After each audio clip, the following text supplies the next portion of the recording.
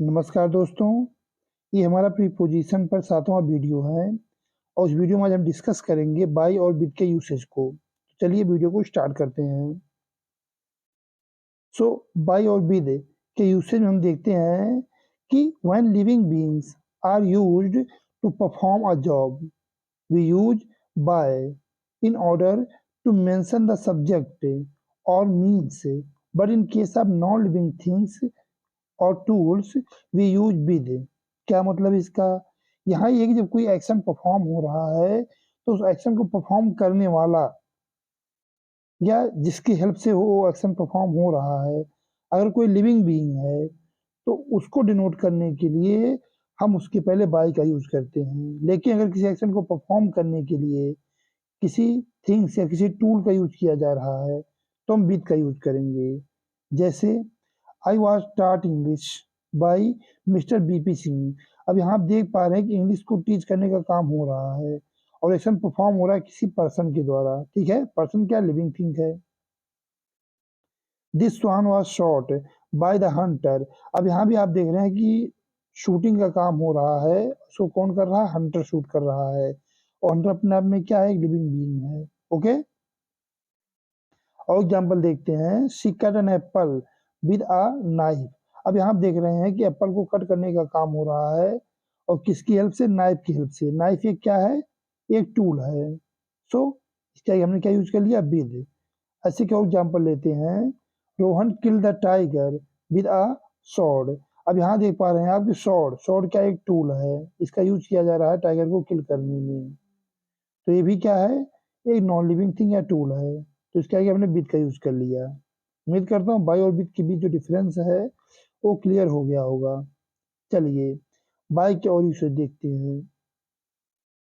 सो bye का अगला usage है कि जब किसी टाइम को डिनोट किया जा रहा है वॉच के द्वारा, कि वॉच में कितने बज रहे हैं, तो इस बात को दिखाने के लिए या बताने के लिए हम बाय का यूज करते हैं। जैसे it's 1:50 AM by the watch. मतलब इस घड़ी के द्वारा इस घड़ी में कितने बज रहे हैं? 1:50 AM। ओके, और एग्जाम्पल देखते हैं। It was 11 PM bye my watch when she left.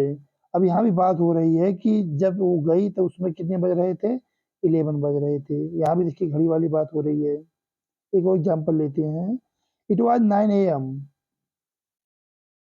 Bye the school watch when we reach there. यहाँ पे रीच नहीं, रीड होगा।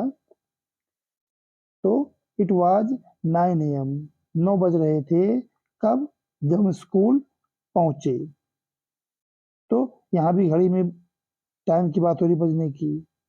तो इस काम के लिए भी हम बाय का यूज करते हैं। ठीक है, चलिए आगे बढ़ते हैं।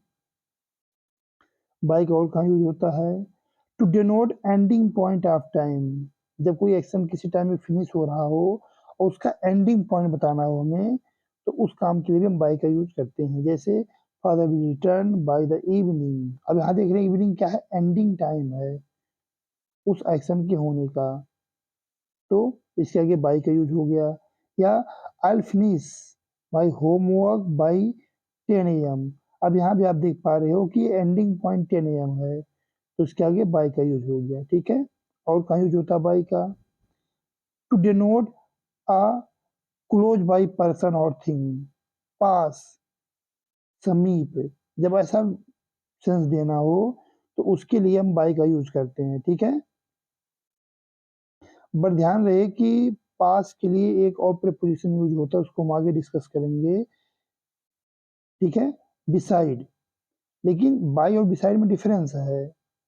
बिसाइड मतलब होता है राइट या लेफ्ट, पर बाई का मतलब होता है पास में। वो राइट भी हो सकता है, लेफ्ट भी हो सकता है, फ्रंट भी हो सकता है, बैक भी हो सकता है। एग्जाम्पल से देखते हैं। जैसे the boy came and sat by me. मतलब लड़का मेरे आया और मेरे पास बैठ गया। जैसे फिगर में देखते हैं कि ये कोई बंदा हो गया। अब कोई बच्चा है, वो आया और वो बैठ गया। अब जब आप बाई लगा देते हैं तो इससे ये क्लियर नहीं होता है कि वो राइट में बैठा हुआ है या लेफ्ट में बैठा है या फ्रंट में बैठा है या इसके बैक में बैठा है। ये क्लियर नहीं होता। हाँ, पास में है, ठीक है, ओके। लेकिन जब आप बिसाइड का यूज करते हैं तो उसका मतलब होता है या तो दाएं या तो फिर बाएं, लेफ्ट या राइट, दो ही होता है, आगे पीछे का सेंस नहीं आता। बट बाई में वो राइट भी हो सकता है, लेफ्ट भी हो सकता है, फ्रंट भी हो सकता है और बैक भी हो सकता है। क्लियर है? चलिए, तो इस वीडियो में बस इतना ही। उम्मीद है कि वीडियो आपको इन्फॉर्मेटिव लगी होगी। तो मिलते हैं अगले वीडियो में, तब अपना ख्याल रखिएगा। Bye bye.